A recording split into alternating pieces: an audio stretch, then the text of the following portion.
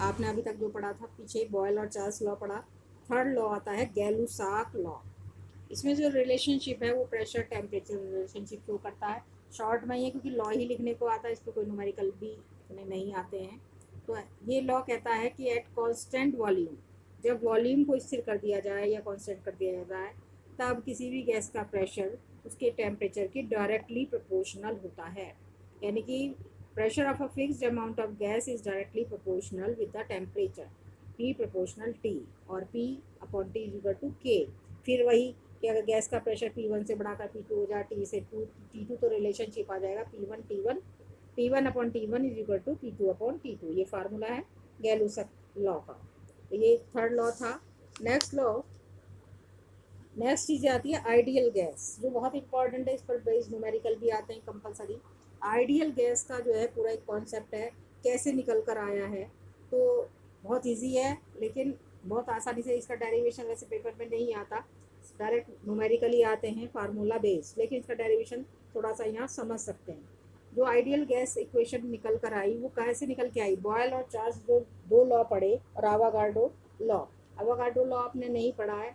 आवागार्डो law जो होता है उसमें क्या होता है, मास जो है डेंसिटी के प्रोपोर्शनल हो जाता है। यानी कि मास, टेम्परेचर, प्रेशर सबको अगर मिला दिया जाए तो एक आइडियल गैस इक्वेशन बनकर आती है। तो वो डेरिवेशन यहाँ शो किया गया है। ठीक है, तो डेरिवेशन है द थ्री लॉ, मतलब तीनों लॉ।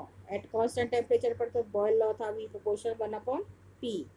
ठीक है, कांस्टेंट प्रेशर पर V proportional T, Charles law था। At constant pressure and temperature दोनों पर अवागाड्रो लॉ लगता है, वी प्रोपोर्शनल एन, जिसके बारे में आपने नहीं पढ़ा क्योंकि आता नहीं है, मैंने नहीं बताया। इन तीनों लॉ को अगर मिला दिया जाए देन देखो डेरिवेशन सा बन जाता है कि V proportional N T upon P. इसको जो है सॉल्व करते चले जाओ। V is equal to R T, R एक कॉन्स्टेंट वैल्यू है, एन टी अपॉन पी। और अगर इसको इधर ले आए, पी को वी की साइड ले आए, तो P V is equal to N R T. ये गैसियस इक्वेशन है, आइडियल गैस इक्वेशन। आप चाहें तो बस इसको आइडियल गैस इक्वेशन को तो सिर्फ P V equal to N R T से ही शो करेंगे। लेकिन कभी कभी क्या होता है, इस पर थोड़े से और अलग हटकर क्वेश्चन आ जाते हैं। जबकि आप एक गैस पे तीनों चीज़ें अप्लाई कर दें, आप प्रेशर, वॉल्यूम, टेम्परेचर, और दूसरी फाइनल स्टेट देखें उसी प्रेशर, टेम्परेचर, प्रेशर को लेकर, तो एक और नया फार्मूला बनकर आ जाता है। तो वो फार्मूला जो है इसमें नीचे दिया हुआ है, P1 upon T1 is equal to P2 upon T2। तो ये कंबाइंड गैस लॉ कहलाता है। आइडियल गैस इक्वेशन से ही निकल कर आया है, क्योंकि वहाँ पे आपने कांस्टेंट आर को इधर ले आए हैं और P V upon N T करके करा था ऊपर।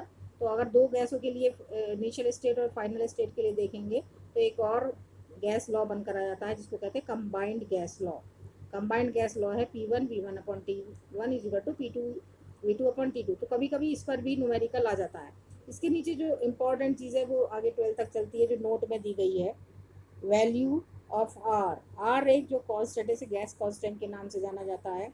किसी 1 मोल गैस के लिए इसकी कितनी वैल्यू रहती है, क्या वैल्यू निकल कर आती है, कैलोरी में क्या आती है, जूल में क्या आती है, पास्कल में क्या आती है, अलग अलग उसमें इसकी अलग अलग वैल्यू, और सारी की सारी इंपॉर्टेंट है क्योंकि ये आगे 12 तक चलती है।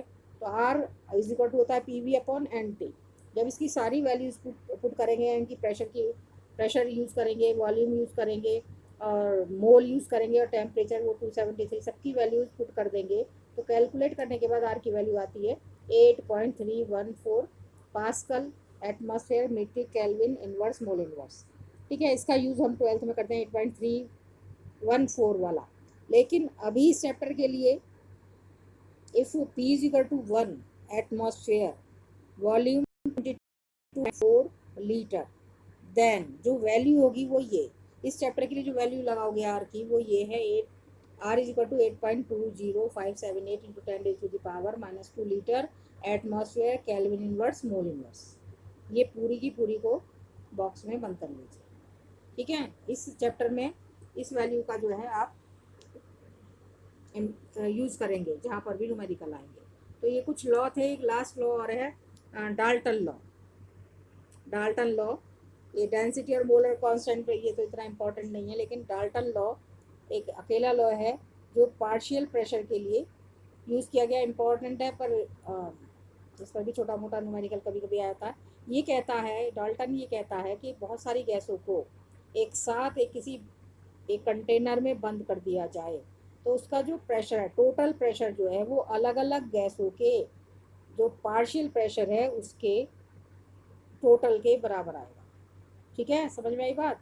यानी कि सब गैसों का जो टोटल प्रेशर है, अगर उन गैसों को एक पात्र में बंद कर दिया जाए, लेकिन गैसें ऐसी होनी चाहिए जो आपस में रिएक्शन ना करें, नॉन रिएक्टिंग गैस होनी चाहिए, तो उनका जो सम आएगा पार्शियल प्रेशर का वो उस टोटल प्रेशर के बराबर आएगा।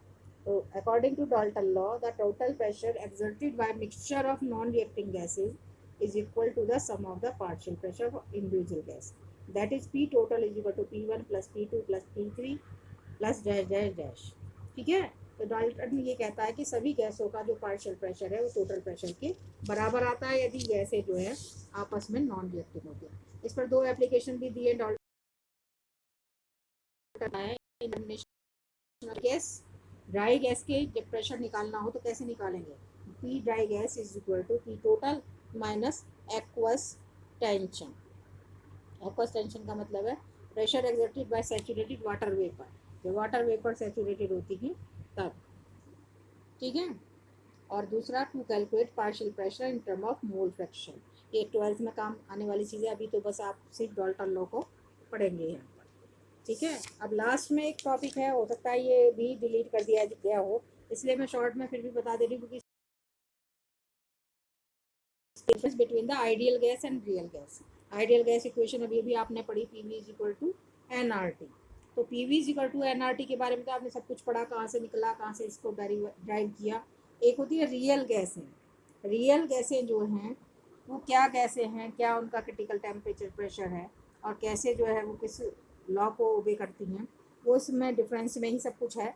तो अलग से नहीं बता रही हूँ मैं, एक डिफरेंस के रूप में ही बता रही हूँ, और यही ऐसा ही कि ऐसा पेपर में आता है। तो ideal gas number 1 point, volume occupied by molecules is negligible as compare to the total volume occupied the gas. कह रहा है जितना भी गैस के मॉलिक्यूल हैं उन्होंने जितना भी वॉल्यूम ऑक्यूपाइड किया गया है वो टोटल वॉल्यूम के ना के बराबर होता है। आइडियल गैस में जो टोटल वॉल्यूम है उसके ना के बराबर ऑक्यूपाइड किया जाता है, जबकि रियल गैस में उल्टा होता है। Volume occupied by molecules is not negligible, negligible नहीं होता है, वो उसका कोई ना कोई जो है मास होता है अलग से हटकर। ठीक है ना, इसमें तो बिल्कुल ना के बराबर मास होता है, इसमें कुछ ना कुछ मास उसका होता है, वॉल्यूम होता है। नेक्स्ट है force of attraction among the molecule of gas are not. Force of attraction भी इसमें नेग्लिजिबल होगा, जब मॉलिक्यूल ही वहाँ नेग्लिजिबल आ रहे हैं तो फोर्स ऑफ अट्रैक्शन भी नेग्लिजिबल होगा।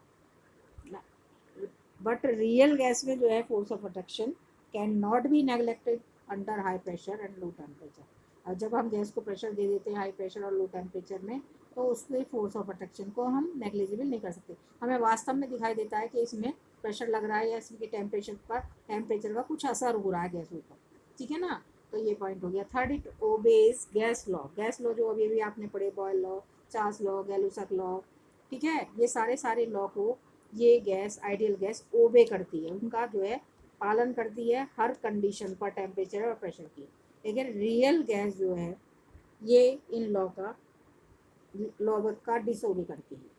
इसकी कंप्रेसिबिलिटी इक्वल टू यूनिटी होती है, z इज इक्वल टू 1 के, और इसकी compressibility is never equal to unity, unity नहीं होती है। और सबसे इम्पॉर्टेंट पॉइंट, लास्ट पॉइंट है, it obey the ideal gas equation.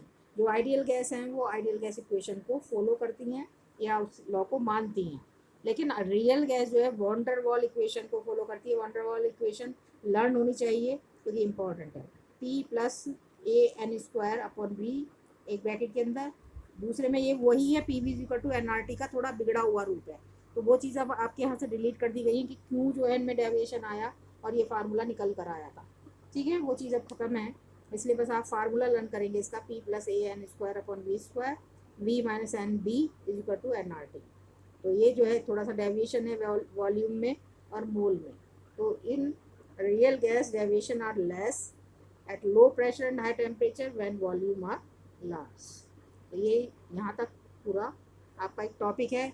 अगर इससे हटके कोई टॉपिक होगा तो मैं नेक्स्ट वीडियो में बताऊँगी।